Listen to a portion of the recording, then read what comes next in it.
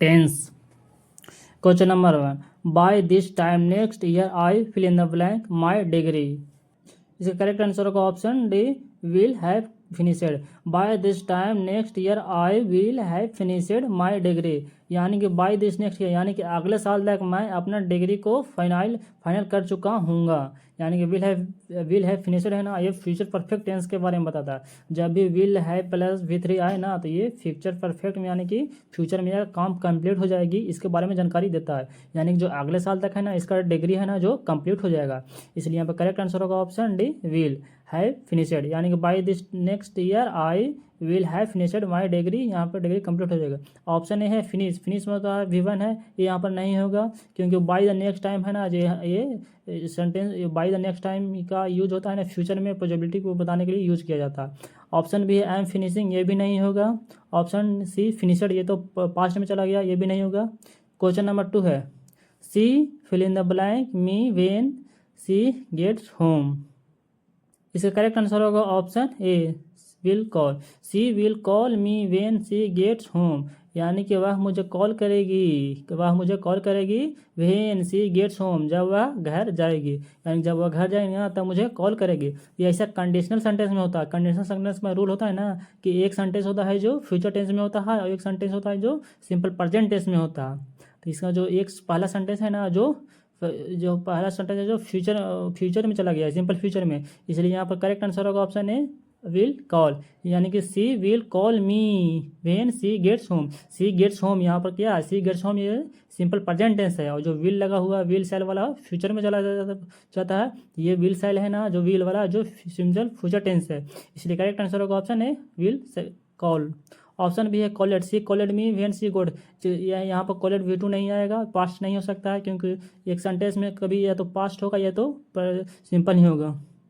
Question number 3 है, they fill in the blank him since last Monday. इसका correct answer होगा option A, have not seen. They have not seen him since last Monday. जब भी last Monday हो, last 3 day हो, last Friday यानी हो ना, जब भी एक ड्यूरेशन तो या टाइम दिया जाए ना, तो हमेशा उसके साथ तो सिंस या फॉर लगता ही लगता है, और प्लस वो सेंटेंस का स्ट्रक्चर होता है ना, जो प्रेजेंट परफेक्ट कंटिन्यूअस में चला जाता है, और जो प्रेजेंट परफेक्ट कंटिन्यूअस या प्रेजेंट परफेक्ट में होता है। इसलिए यहाँ पर करेक्ट आंसर होगा option A, have not scene. यानी कि दे have not seen him since last Monday, यानी कि हमने उसे लास्ट मंडे से उसे नहीं देखा है। यहाँ पर करेक्ट आंसर होगा option A, have not seen. Option B है did not see, they did not see, ये तो पास्ट में चला गया, तो पास्ट में यहाँ नहीं होगा। क्यों? क्योंकि यहाँ पर ड्यूरेशन बताया जा रहा है, सीन्स लगा हुआ है यहाँ पर, लास्ट मंडे ये एक ड्यूरेशन है, ये भी यहाँ पर नहीं होगा। क्वेश्चन नंबर 4 है, the baby fill in the blank because it is hungry now. इसका करेक्ट आंसर होगा option A, cries. The baby cries because it is hungry now, यानी कि बेबी छोटा सा बच्चा है ना, जो क्राई करने लगा यानी कि रोने लगा। क्यों? क्योंकि वो जब भूखा हो गया था। हैंग्री मीन्स होता है भूखा होना, और यहाँ पर नाउ है, नाउ से यह पता चल रहा है ना कि अभी ये प्रेजेंट में चल रही है, यानी कि ये समय है ना कि प्रेजेंट टेंस में चल रही है, इसे सिंपल प्रेजेंट टेंस में सेंटेंस को रखा गया है। ऑप्शन बी है क्राइड। क्राइड मीन्स होता है ना कि पास्ट, यहाँ पर सेंटेंस है जो सिंपल प्रेजेंट टेंस में है, पास्ट की कोई बात नहीं हो रही है, इसलिए ऑप्शन बी नहीं होगा। ऑप्शन सी है आर क्राइंग। आर क्राइंग नहीं होगा। क्यों? क्योंकि द बेबी है ना जो सिंगुलर है, द बेबी सिंगुलर है ना, तो सिंगुलर सब्जेक्ट ही सिंगुलर वर्ब में लगेगा, इसलिए ऑप्शन सी है ना आर है। आर है जो पुलर वर्ब है, इसलिए आर ऑप्शन सी नहीं होगा। ऑप्शन डी है क्राई। क्राई भी ये V1 फॉर्म है, ये भी नहीं होगा। क्यों? क्योंकि सिंगुलर सब्जेक्ट के साथ V1 नहीं होता है, V5 होता है। क्वेश्चन नंबर 5 है, he fill in the blank in the field at the moment. इसका करेक्ट आंसर होगा option A, is. He is playing in the field at the moment. At the moment means होने कि इस क्षण में वो, यानी कि अभी वर्तमान समय में वह प्लेइंग में फील्ड में खेल रहा है, यानी कि वह वर्तमान समय में या इसी क्षण में यानी कि दौरान इसी दौरान वो अभी फील्ड में खेल रहा है, इसलिए यहाँ पर करेक्ट आंसर होगा ऑप्शन है इज प्लेइंग। ऑप्शन बी है प्ले नहीं हो सकता है, क्योंकि सिंगुलर सब्जेक्ट के साथ सिंगुलर वर्ब होगा। यहाँ पर प्ले है ना जो पुलर वर्ब है, इसलिए पुलर वर्ब ये नहीं हो सकता है। ऑप्शन सी प्लेज हो सकता है, लेकिन यहाँ पर एट द मोमेंट बात की गई है, जिसके वजह से यहाँ पर कंटिन्यूअस ही लगेगा। ऑप्शन डी है ना जब प्लेड है V2 यहाँ पर नहीं होगा, क्योंकि सेंटेंस पास्ट में नहीं जा रहा है, इसलिए ऑप्शन डी नहीं होगा। क्वेश्चन नंबर 6 है, when we were kids we fill in the blank outside every day. इसका करेक्ट आंसर होगा option B played. When we were kid we played outside every day, यानी कि जब, वेन मीन्स होता ना कि जब वे वेयर, यानी कि जब वे लोग, हम लोग बच्चा थे ना, तब हम लोग वी वेयर यानी कि हम लोग आउटसाइड में प्रत्येक दिन खेलते थे। यानी कि जब हम लोग बच्चा था ना कि तब उस दिन आउटसाइड यानी कि फील्ड के बाहर, फील्ड के बाहर आउटसाइड प्रत्येक दिन खेलते थे। यहाँ पर सेंटेंस है जो पास्ट में जा रहा है, इसलिए यहाँ पर पास्ट टेंस का ही यूज होगा। इसलिए करेक्ट आंसर होगा option B played. Option A है प्ले, प्ले है जो सिंपल प्रेजेंट टेंस में, ये नहीं होगा। ऑप्शन सी आर प्लेइंग है, आर खेल रहे हैं, ये नहीं होगा, ये कंटिन्यूस में चला गया। और सेंटेंस में है से जो स्टेटमेंट है जो पास्ट में जा रहा है, इसलिए ऑप्शन सी भी नहीं होगा। ऑप्शन डी प्लेइंग, ये तो हो ही नहीं सकता है, डायरेक्ट भी फोर कभी आता ही नहीं है, इसलिए करेक्ट आंसर होगा option B played. Question number 7 है we fill in the blank here for 5 years.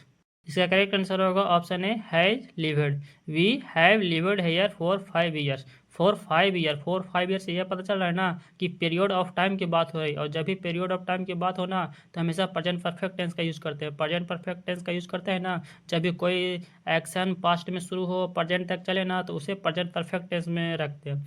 यहाँ पर 5 ईयर है ना, यानी कि 5 साल से वो पास्ट में शुरू किए, अभी तक वो रह रहे हैं, यानी कि इसलिए यहाँ पर हैव लिव्ड होगा, यानी कि प्रेजेंट परफेक्ट होगा। ऑप्शन बी है हैज लिव्ड। हैज है ना जो ये सिंगुलर सब्जेक्ट है, इसलिए बी के है जो प्लूरल वर्ब सब्जेक्ट है, और बी है ना जो हैज है जो सिंगुलर वर्ब है, इसलिए हैज नहीं होगा। करेक्ट आंसर होगा option A have lived. Option C live है जो, लिव भी नहीं होगा क्योंकि सेंटेंस जा रहा है प्रेजेंट परफेक्ट में, इसलिए ऑप्शन सी भी नहीं होगा। ऑप्शन डी लिव्ड भी टू पास्ट में हो ही नहीं सकता है। क्वेश्चन नंबर 8 है I fill in the blank for 2 hours before you called. इसका करेक्ट आंसर होगा option B had been reading. I had been reading for 2 hours before you called, यानी कि 4-2 आवर, यानी 4-2 आवर बता दिया है ना। 4-2 आवर से ये पता चला है ना कि पीरियड ऑफ टाइम है, यानी कि ये पीरियड ऑफ टाइम भी जब भी रहे ना तो पास्ट परफेक्ट टेंस या प्रेजेंट परफेक्ट टेंस का ही यूज होता है, इसलिए इसका करेक्ट आंसर होगा option B had been studying, यानी कि I had been studying for 2 hour before you called. जब तुमने मुझे पुकारा ना तो उससे पहले हम 2 घंटा से स्टडी कर ही रहे थे, यानी कि ये पास्ट के बारे में बता जा रहा है। ये तो पुकारा गया पास्ट में, लेकिन ये स्टडी करना शुरू किया पास्ट के पास्ट में, इसलिए यहाँ past perfect continuous past perfect tense का यूज हो रहा है, इसलिए करेक्ट आंसर होगा option B had been studying. Option C studied, ये बी टू है पास्ट में, ये सिंपल पास्ट नहीं होगा यहाँ पर। ऑप्शन डी है has study. I has study for 2 hour before you called, ये हैज स्टडीड नहीं है, क्यों? क्योंकि सेंटेंस जब पास्ट में जा रहा है। क्वेश्चन नंबर 9 है he fill in the blank to the gym every day after work. इसका करेक्ट आंसर होगा option A goes. He goes to the gym every day after work, यानी कि वह काम करने के बाद प्रतिदिन वह जिम में जाता है। इसका करेक्ट आंसर होगा ऑप्शन ए गोज। जब भी एवरी डे जैसे यहाँ पता चल रहा है ना कि ये एक रूटीन वर्क है, और जब भी रूटीन वर्क हो या जनरल एक्टिविटी होना, यानी कि रोज़ के घटना होना, तो वो हमेशा सिंपल प्रेजेंट टेंस में होता है, इसलिए करेक्ट आंसर होगा ऑप्शन और ए गोज, यानी कि उसको जाने का क्रिया रोज होता है, रोज जाता है। जैसे हम रोज स्कूल जाते हो तो ये जनरल एक्टिविटी है ना, तो जनरल एक्टिविटी में हमेशा सिंपल प्रेजेंट टेंस का यूज होता है, इसलिए करेक्ट आंसर होगा option A goes. He goes to the gym every day after work. Option B है इज गोइंग, या कंटिन्यूस है, ये नहीं होगा।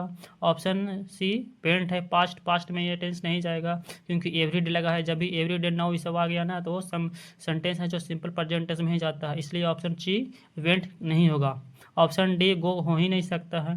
क्वेश्चन नंबर 10 है we fill in the blank to the France next summer. इसका correct answer होगा option A we will travel to France next summer, यानी कि हम लोग नेक्स्ट समर में कहाँ फ्रांस में ट्रेवल करेंगे। जो अगले समर आएगा ना तो उसमें ट्रैवल करेंगे कहाँ, फ्रांस में, यानी कि फ्यूचर के पॉसिबिलिटी को बता रहा है। और जब भी सेंटेंस फ्यूचर टेंस में होगा ना तो हमेशा विल और शैल का यूज किया जाता है, इसलिए यहाँ पर करेक्ट आंसर होगा option A we will travel to France next summer, यानी कि हम लोग नेक्स्ट समर में क्या करेंगे, यानी कि नेक्स्ट समर में हम लोग वी ट्रैवल करेंगे फ्रांस में। सेल भी हो सकता है, सेल ट्रैवल भी हो सकता है, लेकिन वी के साथ कभी कभी विल सेल या विल भी लगा दिया जाता है, इससे कोई दिक्कत नहीं है।